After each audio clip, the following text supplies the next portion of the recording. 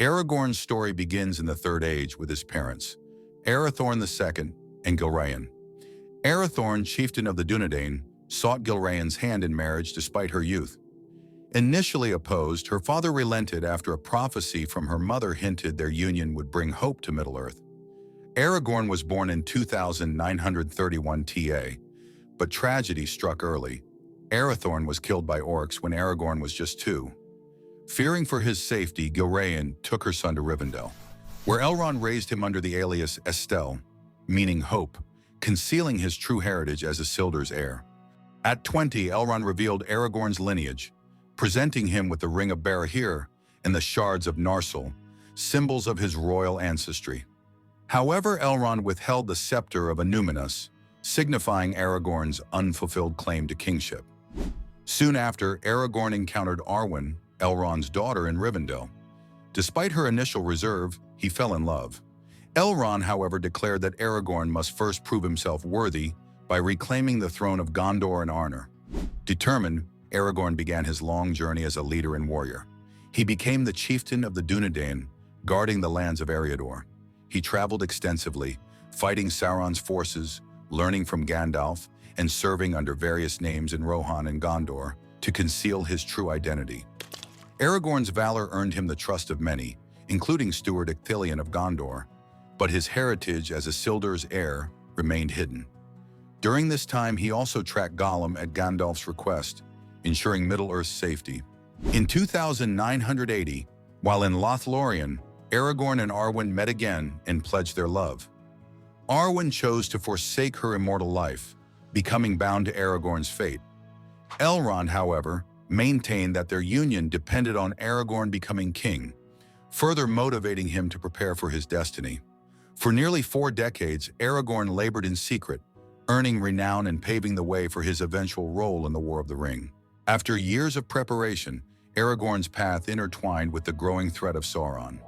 By the time of the Fellowship of the Ring, he was a seasoned warrior and leader, well-versed in the ways of Middle-earth.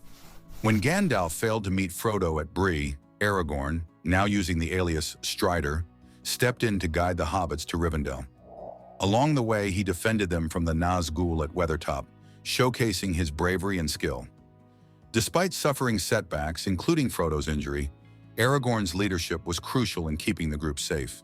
In Rivendell, Aragorn officially joined the Fellowship of the Ring, tasked with protecting Frodo and the One Ring. He was deeply committed to the mission, not only because of its importance to Middle-earth, but also as part of his personal journey to prove himself worthy of the throne and Arwen's love. When the Fellowship set out, Aragorn's tactical knowledge and resourcefulness became evident, especially as they navigated dangerous terrain like the mines of Moria. After Gandalf's fall in Moria, Aragorn stepped up as the Fellowship's leader, guiding them through grief and uncertainty. At Lothlorien, he found momentary solace but remained focused on the mission.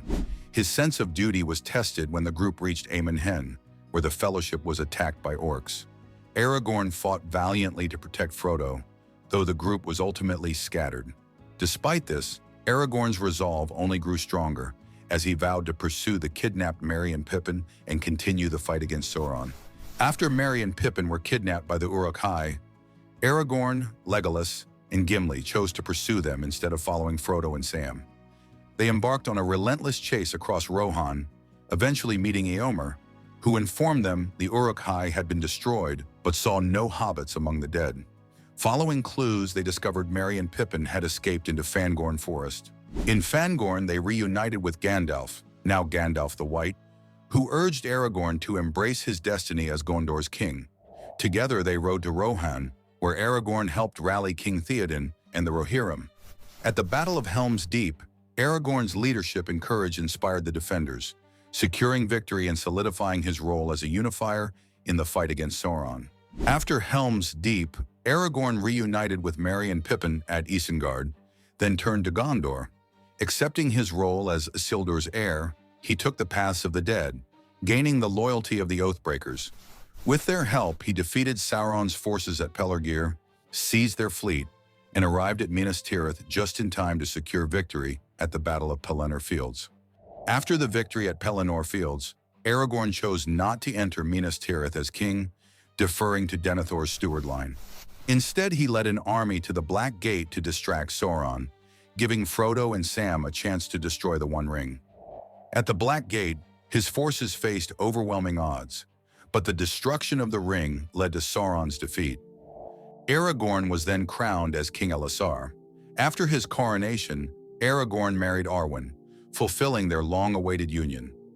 As King Elessar, he began restoring the kingdoms of Gondor and Arnor, rebuilding Minas Tirith, and reclaiming the ancient capital of Annúminas. Aragorn worked to strengthen alliances with neighboring realms, pardoned enemies who sought peace, and ensured justice throughout his lands. He ruled wisely for over a century, bringing an era of prosperity known as the Reunited Kingdom. Eventually, he passed the crown to his son Eldarion and willingly embraced death, departing Middle-earth with dignity.